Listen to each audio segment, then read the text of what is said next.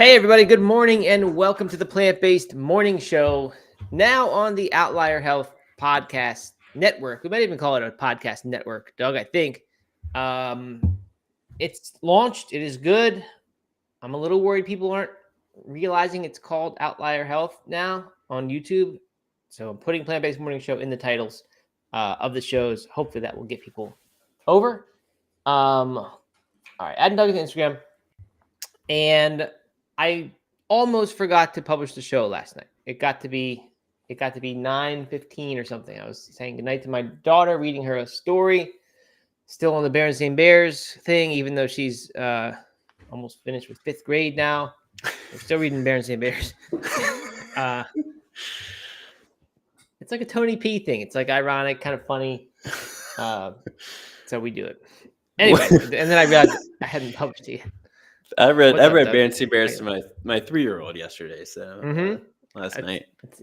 It works for all ages. They went out to dinner, Mama's night out, or something like that. Mama's night off. New job? No. I don't know that one. I don't know Mama's night off. Yeah, they went out to dinner, had a good time. Is that like a new one? Is that a new one not written by Stan and Jan, but by like the yeah, it's no good. I don't get into those. Well, you got praise from my mom this morning for getting all those episodes up. She said she's enjoying she listens to them when she's making breakfast in the morning, and nice to have the right after the the next day episode. Right. Okay. Well, that's good. Yeah. So she doesn't mind if I put it up at 10 p.m. as long as it's up there for the next morning. Okay, that's right. Good. All right. Which may be how a lot of people like it. I don't know. Yeah. Anyway, yeah. So I've gotten to, if I get this one, we'll have a full week of plant-based morning shows done on time. So that'll be a good thing. All right. What other updates we have, Doug? Anything else big going on? I spent a bunch of time on Tony P last night while I was uploading the shows. Your new obsession. I just can't get enough of the comments. They're so funny. I was just sitting there with myself laughing about the stories that they have going on in the comments. This is _ TonyPinDC on Instagram if anyone wants to play along. He has all these. The whole thing is like blown up. He has all these partnerships and paid things. Some people are saying he doesn't even have a real job. He just puts on a suit and goes to a building and then comes home and makes more videos, which could be true. Yeah, I don't know. Very could be. Anyway, it's just fantastic. Community they have going on over there. After yesterday's episode, because you mentioned he finally took down his Christmas tree, I had to go see it for myself, and the first thing he says is like the moment you've all been waiting for, I'm taking down my Christmas tree. And the top comment is literally no one has been waiting for this. But then there's like hundreds of people saying, yes, we have been. It's like there's this whole thing, like the ongoing running joke is this ironic pretending that he has that he's like the prime example of masculinity. So all the comments are about that in general. But then every now and then someone comes in who doesn't get the joke and they just say how bad it is. And then people just pounce on that person and they tell him, get out of here. Everything Tony P does is right. And he's correct. And like, who are you? You got a newbie. And they don't like anyone new who comes in and criticizes. It's just really funny. It's good stuff. So that's the best content I can offer you today is going over there to watch that. Not really watching that, but just getting into the comments. Anything else, Doug? What else is going on in your world? Anything noteworthy? I had a really bad run this morning. That's too bad. It was kind of discouraging. Okay. Yeah. I don't know. I just couldn't get out of like the sleepyheadness, and never broke free of it. Ended up walking quite a bit, and so I don't know. Just one of those days that you just really not happy about being out there, and you get home, and usually if you go for a run, but when you get back, you're like, oh, I'm so glad I did that. Today I didn't really feel that way. There was no like reward at the end. And so right. Yeah, I guess I'm sharing this only because I'm sure other people go through that sometimes, and you're not alone. Yeah, definitely. Well, good for you. You got it done. You walked when you had to, right? It's okay. You don't no reason to kill yourself. And you'll probably be out there again tomorrow, I would imagine. I probably will be. Or next run.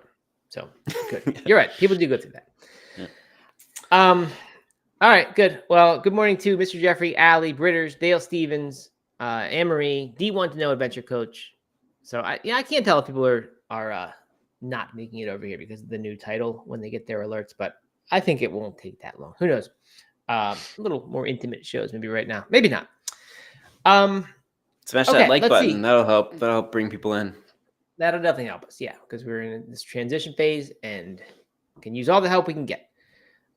Mr. Jeffrey says we need to start this kind of content on the plant-based morning show comments. Let's like make this the P Hive level jokes and things.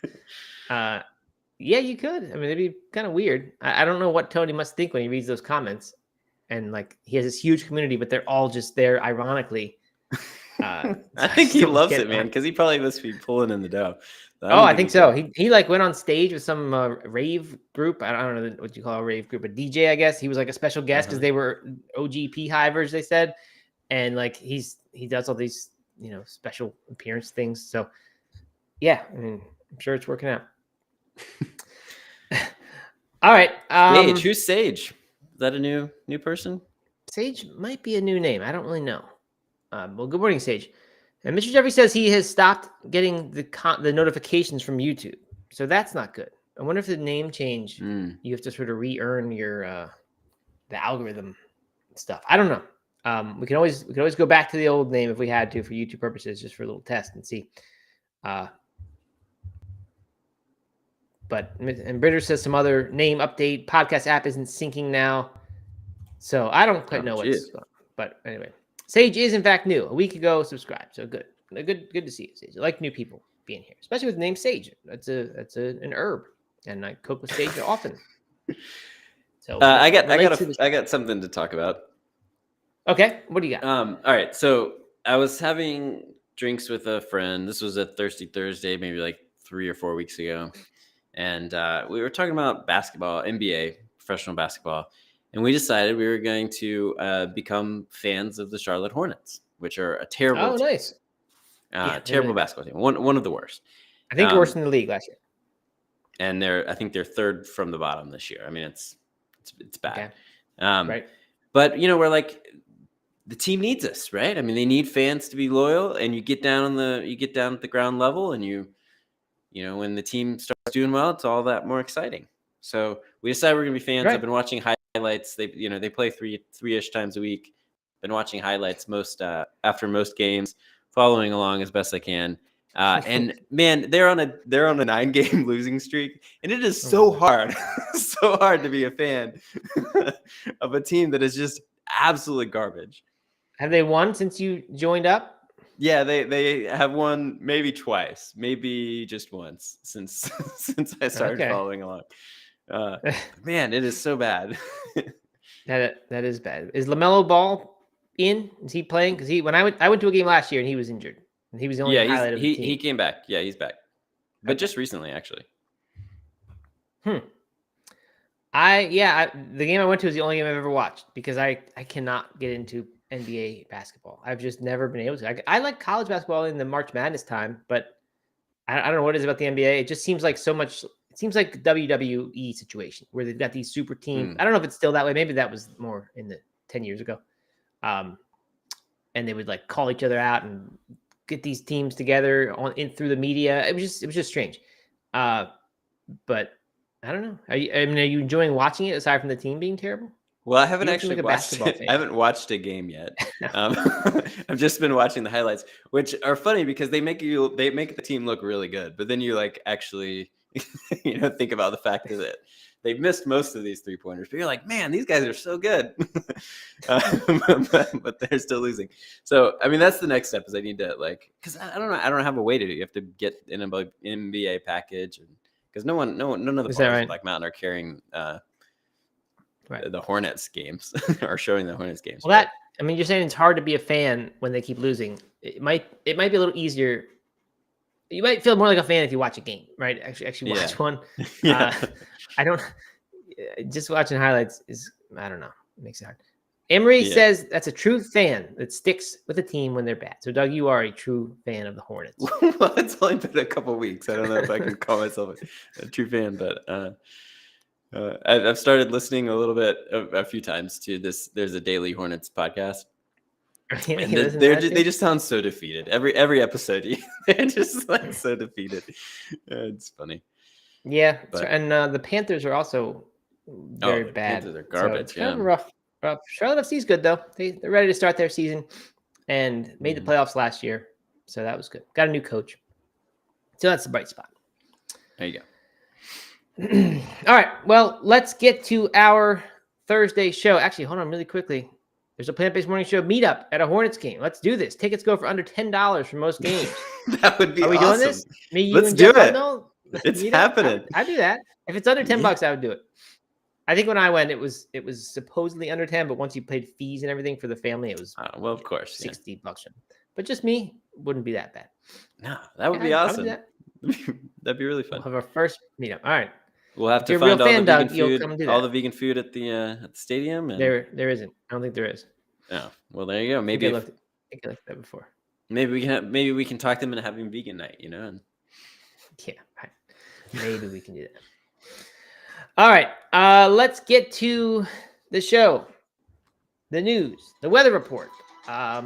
Thursday, February 8th, Impossible Foods has partnered with the U.S. Army, which sounds like it might be a big deal because a lot of things are born because of wars and the military, and not just babies.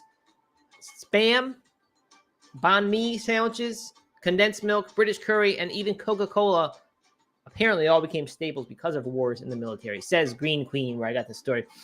So maybe the thinking then is Impossible Foods is next. People are just going to start jumping on Impossible Foods because of this. It gets popular during wartime, which I don't think we're really in right now. But anyway, they are with the Army, so that's good. They've been available to troops for years, including at the Walter Reed Medical Center in Maryland. But now it's the first time Impossible is working directly with U.S. Army Central to have Impossible products in various dining facilities overseas in the coming weeks. So I don't know if the troops are going to go for this. The troops seem like, in general, would be more on the anti plant-based meat team, but I don't really know. I bet that there's plenty of troops that would be into it, and their family members and their kids, and you think about all the people that are at these military bases. I think this is great. Yeah, it's a good thing. Yeah. Okay. Good. All right. And I hope it's successful. So. Of course. Yeah, me too. I definitely wouldn't wish bad things to happen to Impossible Foods just so that my 2024 predictions could come true. So I also hope that it's successful. This is another example of when Impossible kind of seems to be doing something that Beyond hasn't figured out yet. Yes, that's a really good point. They have these big partnerships that Beyond just doesn't seem to get. And maybe that's just not their strategy for some reason. I don't know what costs come with these big partnerships, but it's hard to imagine much. I don't really know. But yeah, they're doing this thing. Peter McGinnis said it's a very proud moment for our team and company and such an incredible win to start the year. So that's some kind of bright spot. And Savior says there's some progressive troops. They're just not as loud as the meathead types. Yeah, I don't doubt that there are some, and I admit that I think the volume of the meathead types, or maybe just the stereotype of troop guys being man's man type, it doesn't seem like a fit for Impossible Foods. But what do I know? All right, up next, the music's already going. PETA sent a letter to Oklahoma State Superintendent Ryan Walters, asking him to push for legislation to display the group's 10 vegan commandments in classrooms. So it seems like a big ask to me for PETA to send that to Oklahoma City, basically, and say, put this up in all classrooms. Anyway, they did that. The letter said the unnecessary violence inflicted on billions of animals tormented and slaughtered every year. I mean, so all this kind of language, just saying how bad it is. Displaying PETA's 10 vegan commandments in public schools would be a simple way to promote peace, understanding, empathy, and compassion. In response, Walters, the superintendent, posted a video response, and I put the video. I don't really know if we need the audio. There's not much. You can't. A lot of it is visual. I queued it up. You want to? Oh, you did. Okay. I play it? Yeah. Go ahead and play it, and I'll just tell you what he's doing when it's silent. Okay. I got a letter from PETA today. The letter says that PETA would like for me to display the 10 vegan commandments in all the classrooms across the state. Well, I have a special response for PETA. pulls out a McDonald's bag, opens up a burger, takes a bite. The burgers are great here in Oklahoma, and you're welcome for lunch anytime. I got a letter from PETA today. All right, so that's what he did. Did not take the request seriously, and in fact, responded violently to a polite request. That's my only. I don't know who's right here and who's wrong.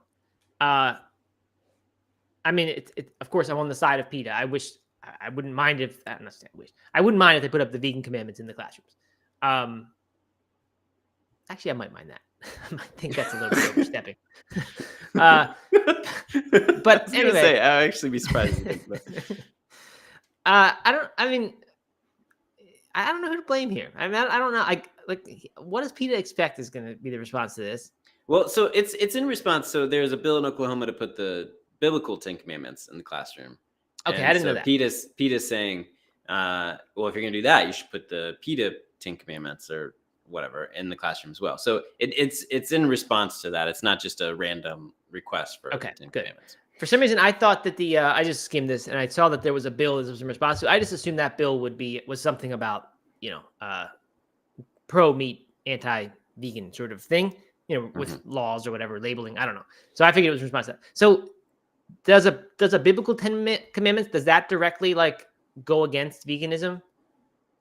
No, it's just if we're gonna put 10 commandments, why not put our 10 commandments too? Just kind of yeah. Right. So if the state's going to be tied up with religion, then they we can put anything we want on, basically. Yes. Okay. All right. That makes much more sense. I mean, the response though, I mean, come on, you're mocking people, you're bullying, you're making fun of people. It's borderline bullying if there are students who are part of PETA or, or would be pushing for this, if it's student driven at all, I don't know, but I mean, come on, but it's Oklahoma, and it's an attack on the state's interest, a huge attack on their interest, to say. Yeah, but I mean, but the best thing you could do is just ignore it, right? I mean, he should have just ignored it, I would think, unless this was getting a lot of. This probably gets his state people so excited to love him for wanting to reelect him. And this guy's one of us. This is a marketing move for him. Yeah, I guess so. I mean that it's another example of how politics have just become such a joke. It's just all show. It's all showboating. Have you ever made a video response to anyone who sent you something at Black Mountain Town Council? Well, yeah, of course. I mock them all the time. No, not at all. Of course, I'd like to see you make a video response. Put it up on Rock Creek Runner on Twitter.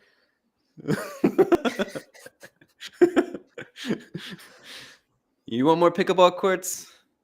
Yeah, right. Exactly.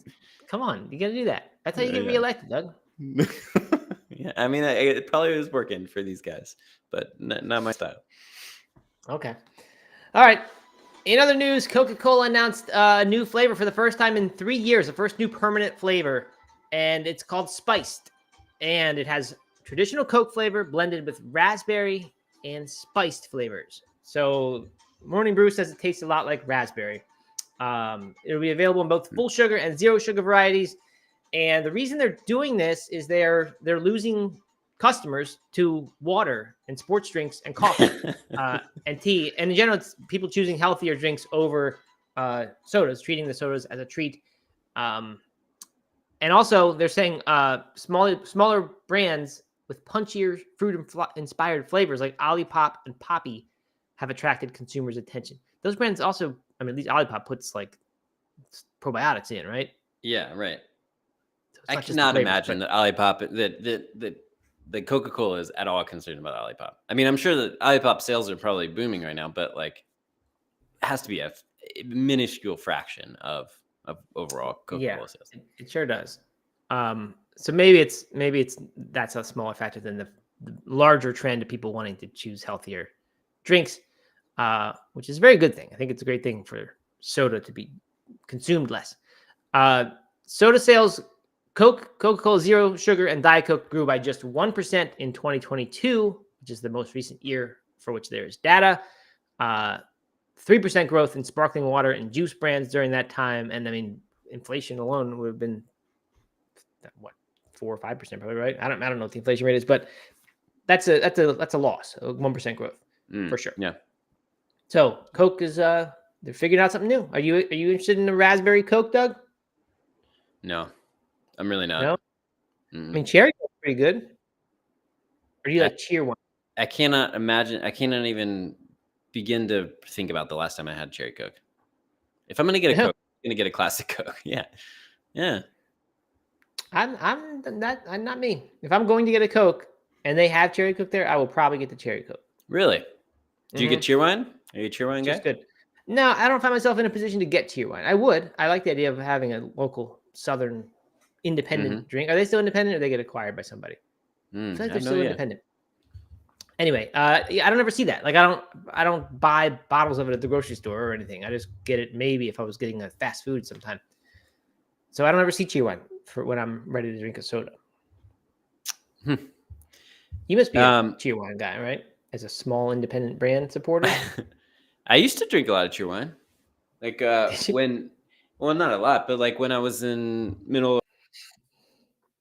every time I get cheer wine because you couldn't get it up in. Where's cheer wine from? Raleigh? I don't know. No, Salisbury, North Carolina. I don't know where that is. Mr. Jeffrey says Coke has made this podcast 2 days in a row. Is that true? What did we talk about Coke yesterday? Oh yeah, because Sid was talking about Coke. Oh, Mexican Coke. That's what it was. And Mr. Jeffrey's wife puked it up. So you made it make the podcast, Mr. Jeffrey.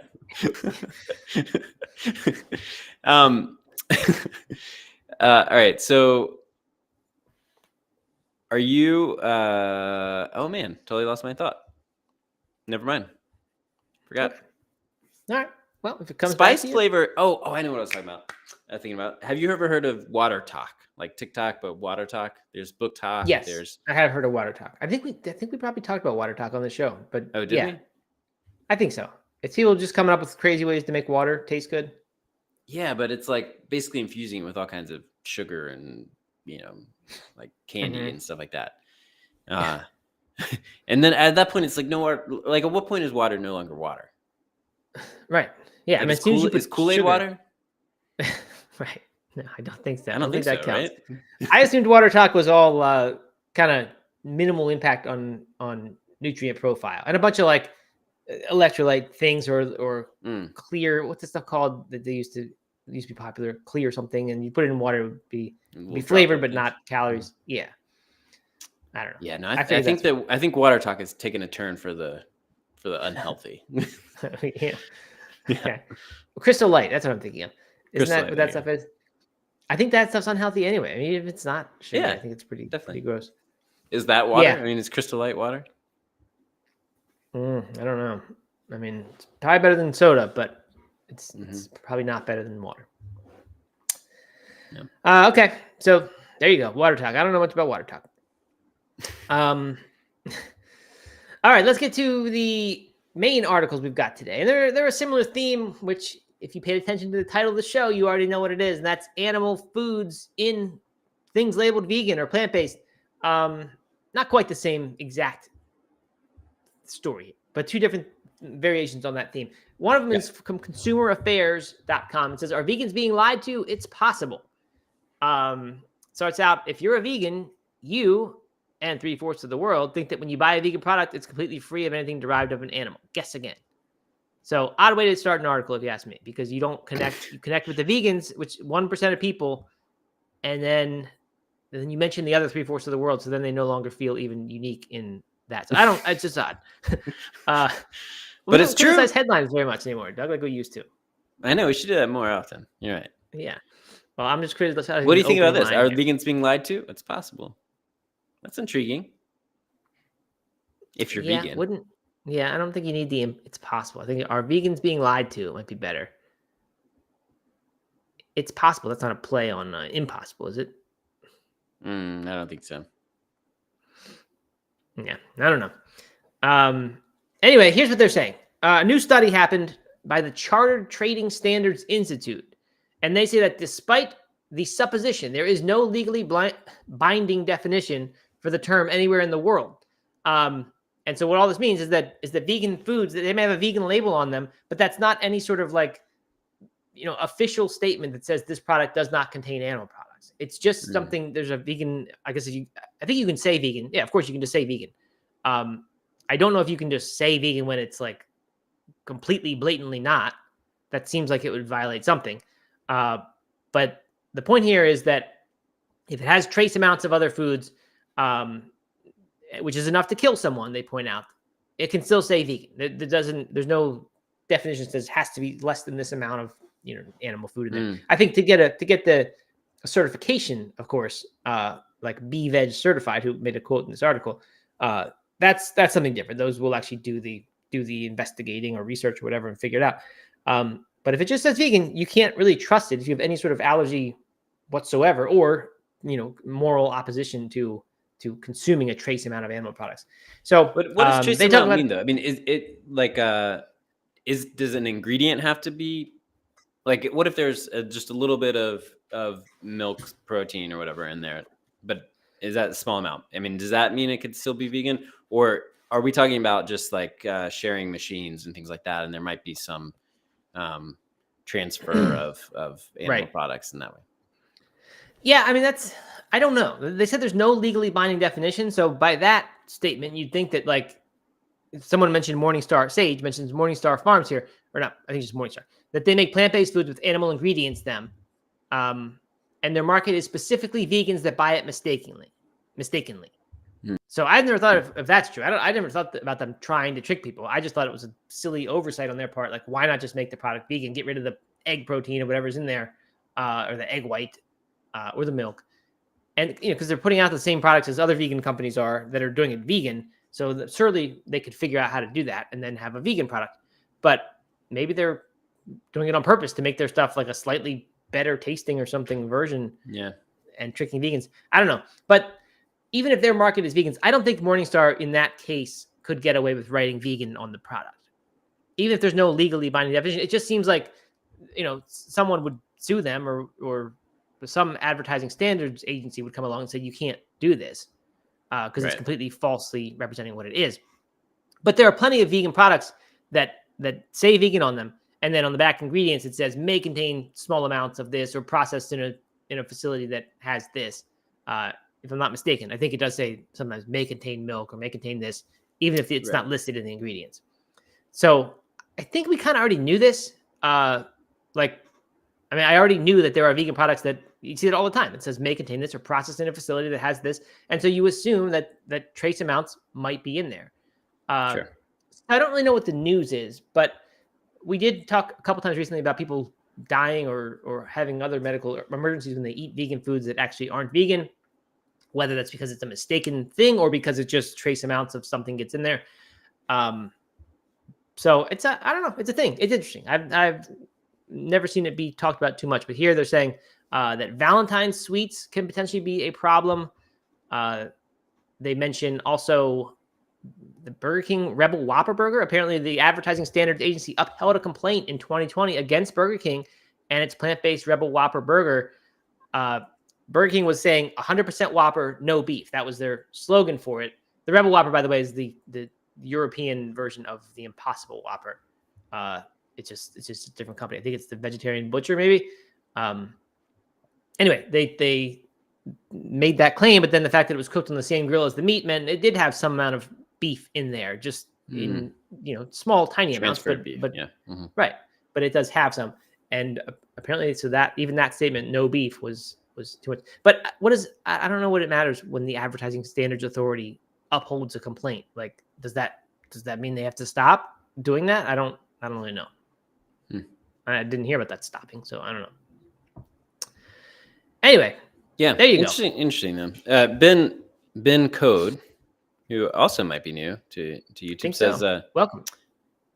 Having worked in the food industry, I would never eat at a non-vegan restaurant. They will lie to you and tell you it's vegan. They don't care." So this is fighting words for Matt Frazier here, who likes non-vegan restaurants. Yeah, I think this is a true statement that I've just been unwilling all the time just always pretending isn't true. And I think that's true for all vegans. I think when we go eat something at a non-vegan restaurant, especially if it's a big chain kind of, place, like, I don't know, what's the place we went to? Yard House, right? They have a little vegan section of the menu, and you can feel good about ordering the vegan stuff, but you have to know that, like, there's a very good chance that someone in the back doesn't care one bit about the fact that your vegan order, should be totally vegan and have the gloves changed or no touching or whatever. There may be restaurant policies that say that, and that's the rule, but an individual on a given day doesn't care. So I think we all kind of knew that. And I think therefore every single vegan who eats at one of those restaurants is maybe being hypocritical a little bit, or maybe saying, I don't really worry about that. I'm not going to worry about the contamination thing. I'm not going to eat foods in general. I'm not going to order foods that are animal based. But if I order one and I'm doing the best I can and it comes out this way and I don't know it, or even if I do know it, I mean, what does that really matter? Mm-hmm. I had somebody just last week at a restaurant that was definitely not at all a vegan restaurant, but they have a tempeh sandwich, and I got the tempeh sandwich and fries, and they were like, "Hey, just so you know, the fries are cooked in the same fryer as non-vegan food." And I really appreciated that it was just like the waitress took the time to make sure that I was okay with that. Yeah, that is very nice. And you were okay with that?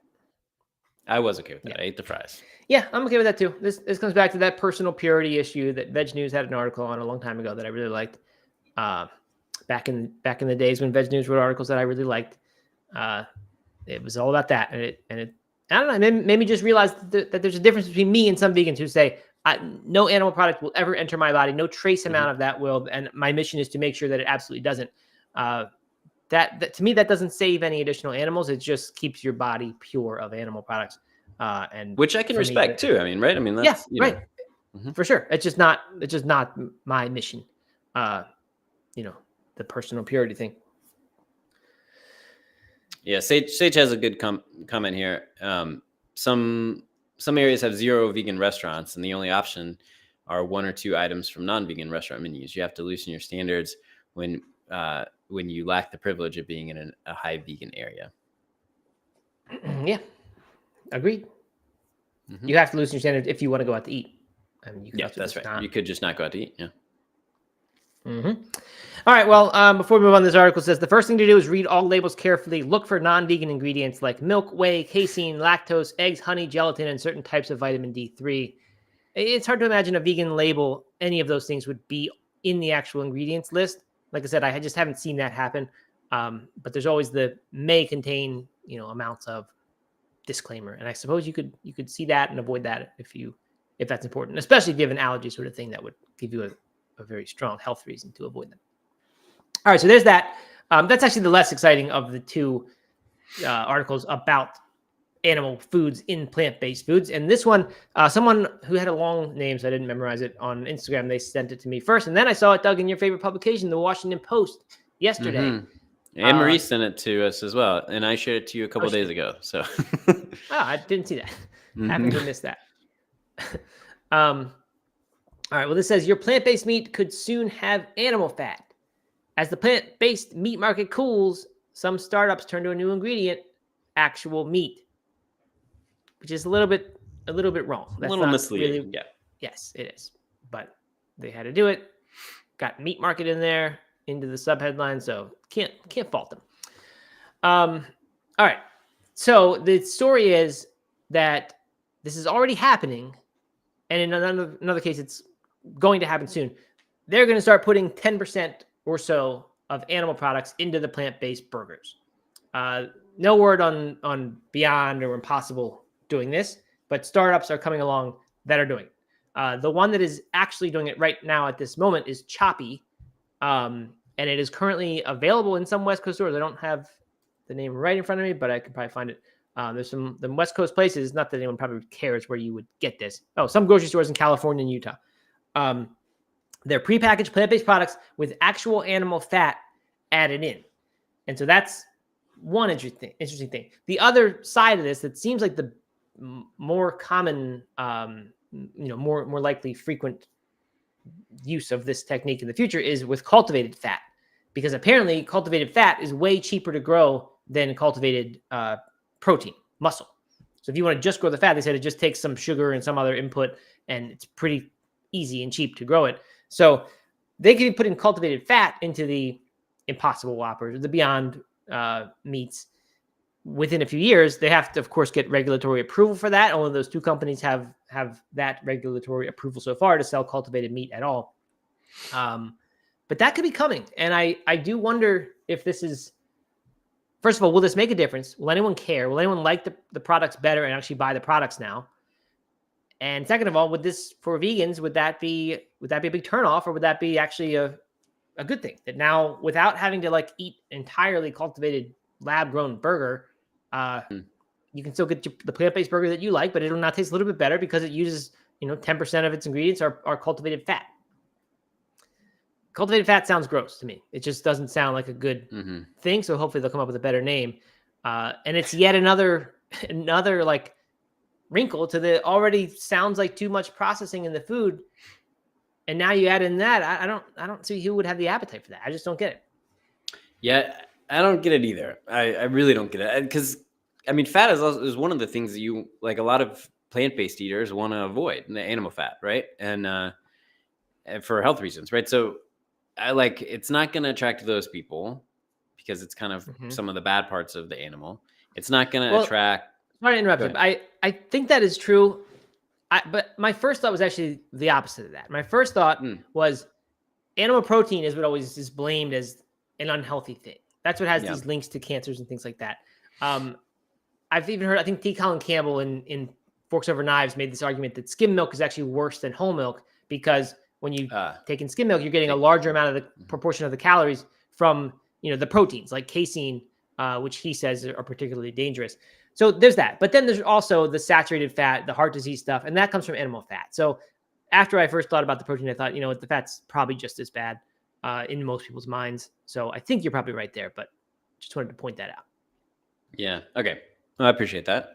But I also think that a lot of people who are turned off by like especially an Impossible Burger or something like that, that's kind of lab grown, not cultivated, but produced in a lab, aren't going to be any more excited about this because it's still mostly that, if not 100% that, if the fat is cultivated as well. So I just can't quite figure out who it is that they're targeting. And I'm sure it'll make a tastier burger, but I would rather see, and not for me personally, but I think that there were people that there is an audience for this, is if you just made a burger that was 50% ground beef and 50% whole beans and quinoa or whatever, that just half the amount of animals that were harmed in the making of that burger. I think that people would eat that and get excited about that. Of course I wouldn't, but omnivores might. And, I would rather see something like that than trying to put a little bit of animal fat into a plant-based burger and figuring out who was going to buy it. Yeah, I think you're right about that. I think we've certainly discussed before the possibility of companies making these hybrid burgers where we didn't assume it was the fat from animals plus the vegan proteins. We figured it was just going to be partly, some certain percentage of the ground beef was actual ground beef and the other percent was plants. Yeah, I mean, I could see a person who is health motivated or health concerned about the plant meats, who's an omnivore. I could see them saying this is a healthier alternative than that for me, because it has not quite the quantity of animal products that I'm consuming, but it's also not fully processed. At least I know half of it or something is just regular old meat. So I do think that is going to be more attractive. I don't know who the market is for this. I don't personally think I would, as much as I would kind of be curious about cultivated fat, I do think I would use that now and then in cooking, because I think that's a sort of a lacking thing. You can't, some recipes when they start with a pancetta or something, you can't really get that flavor with any plant-based ingredient that I've tried. So I'd be curious if there was plant-based fat. Or cultivated fat. I think I would use that now and then. I don't think I'd be that interested. Maybe because that's what I'm cooking and I'm looking for sort of a wholesome, something very close to the original. I don't think I'd get that excited about my Impossible Burger tasting a little bit better because of this cultivated fat. I don't know why. It just seems like a weird mismatch. It just seems like people who want one thing don't want the other here. So I don't, like I said, I don't think in general people are going to view this as a healthier thing. It'll seem unhealthier to the vegans who think animal fat is unhealthy, and it's going to seem less healthy to meat eaters because now it's even more processed than it was. It has another weird X factor ingredient in it. So I don't know. I hate to be like closed-minded and say that just like the people with the coffee and the olive oil in it, right? I don't like people who just say this is a bad idea because it sounds weird. But I just can't see a good thing about this. I don't know. I just don't see people doing it. What if it was what if there was a plant-based bacon? Like skip the burger, a really delicious plant-based bacon that used animal fat to make it delicious, cultivated animal fat, right? You know, like that. Yeah. That maybe is like the best use case, right? in my opinion, because like as a vegan, I'm sure that I know that there's a complaint among omnivores that the Impossible Burgers don't match, don't stand up to, a beef burger. But as a vegan, like it still feels like this really indulgent, delicious food that gets me excited to eat it, and so adding animal fat's not going to change that. I mean, not going to enhance that experience for me, I don't think. But of course, I'm probably not their target audience here. But if there was a really good bacon, that might, Yeah, I think that's a good point. I could see myself trying that more, being more excited about that, particularly for using it in cooking. But probably even now and then I'd want to eat it with the cultivated fat, of course, not the actual animal fat. So and then the other thing is like, if this really improves the taste of the Impossible or Beyond Burger, say, or what a competitor that's just like them, but now uses some amount of cultivated animal fat, like, does that change any omnivore's opinion about this thing? And remember, the Beyond and Impossible, that's still their market, is omnivores and flexitarians. They're not trying to be vegan brands. Like, I know taste is one of the objections people have, and price is another one, and then this health one I think is the huge one. But like, does this thing tasting a little bit better because it has animal fat make a difference to people who currently say, I'm not eating that, fake meat stuff? I mean, I don't think it does. I just don't think it matters at all. They'll still say it doesn't taste as good. Yeah, I agree. But it's interesting. Yeah. All right. Mr. Jeffrey says Maple Leaf tried a 50-50 burger and it flopped. I think people will just see it as a cost-cutting measure and worse value. Yeah. As much as it seems better than this, I think I can see why that people wouldn't want that. Yeah. Will they still call them plant-based? Asks Neil L. Who knows what terms they'll use, especially when it's cultivated. I don't think once they put the animal products in, I don't think they can call that plant-based or will call that plant-based. They might. There's no rules about it. But with the cultivated thing, I don't know. It's going to be a labeling mess. I don't know how things are going to get labeled. Okay. Let's see. Sage says most omnivores I see try Impossible or Beyond always say they taste good already, at least in blind tasting. The minute you mention it's vegan, it suddenly doesn't taste good to them. I think that's kind of my point. Is that like no matter how good it gets, until it's actually meat, they're going to say it doesn't taste as good. Yeah. I haven't seen that many blind tastings that are not run by Impossible or Beyond, though. I don't really know for sure if people really don't know the difference. But maybe. I could see it. It tastes very similar to me, as far as I remember anyway. Okay. And all right, the other comments are on old stuff. So, okay, there you go. That's your thing. I'd be curious if people want to chime in if they would try this or want it with the cultivated animal fat. I don't know. It does. Doug, would you be more interested in long-term eating of cultivated meat burger, 100% cultivated meat, or 90% Beyond Burger with 10% cultivated fat? When you say long-term eating, you mean like once a week, or the amount like buying for your house, repeated purchases, not just trying one time. Great question. I'm actually kind of inclined to say the Beyond Burger with a little bit of animal fat. Little bit. Me too.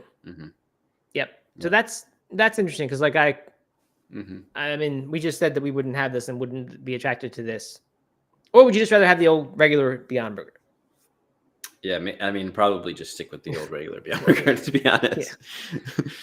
So the smash burger, because that's way better than the like double stack burger or whatever. Yeah, right.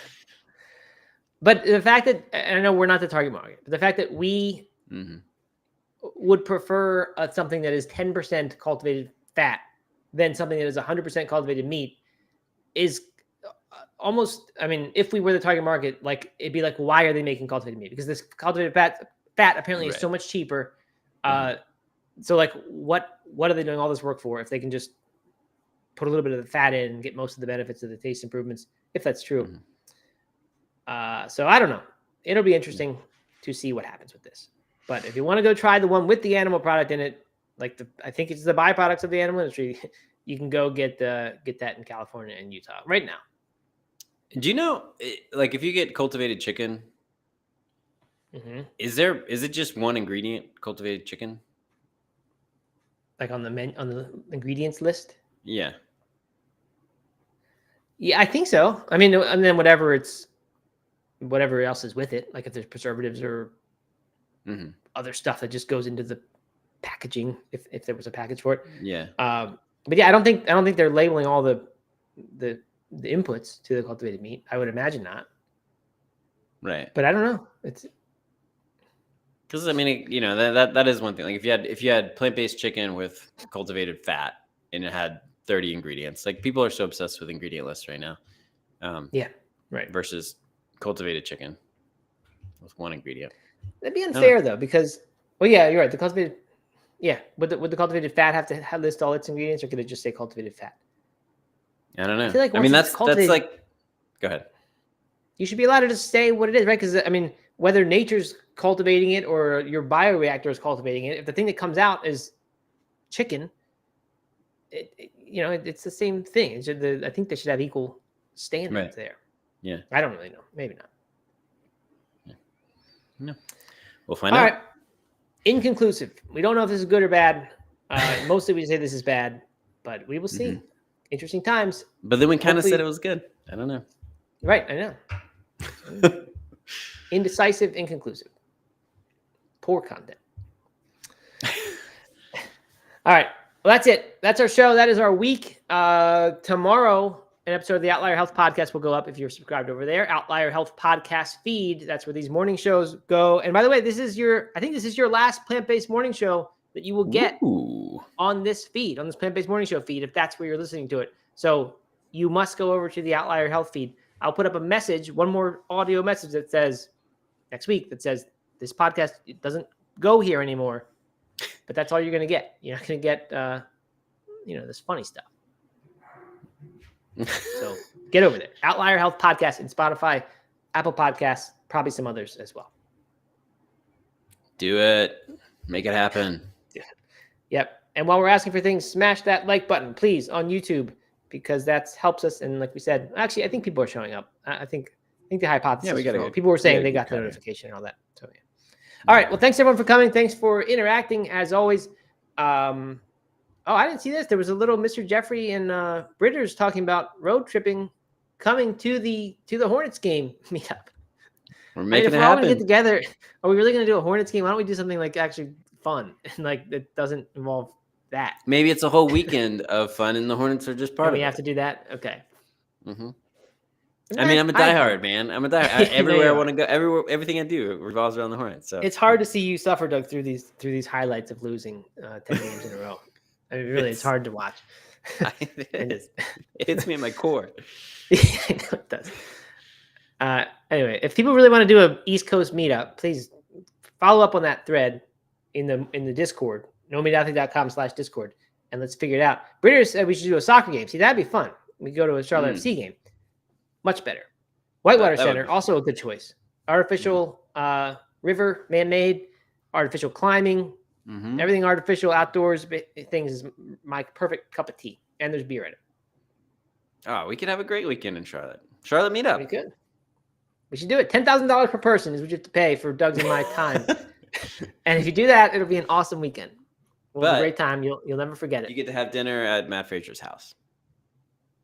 Yep. For $10,000, and I'll make it myself. Yep. No, go. Actually, we can do all those things. Probably not dinner at my house. We can do all those other things for free, except you got to pay the cost of doing them for yourself. Of course. Yeah. But no, we wouldn't do that. But that'd be fun. I'd do it. I would do a weekend. So let's make it happen. All right. Only you can make that happen, Matt. So Someone's got to make. I'm not gonna make that happen. Someone's got to push for it in Discord and organize it, and then I'll stamp it approval. I'll say I'll be there. Unless people are going to pay $10,000, then I'll make it happen. Yeah. Okay. All right. I'll bring the corn chips. I will supply the corn chips. That's right. Thanks, Okay. British. All right. Well, thanks everyone for coming. It's always fun. Like I said, Outlier Health Podcast tomorrow, Friday. No Meat Athlete Radio Monday. All in the same feed now. Outlier Health Podcast is the name of it. And we'll be back Tuesday with Plant-Based Morning Show. So see you then. All right. See ya.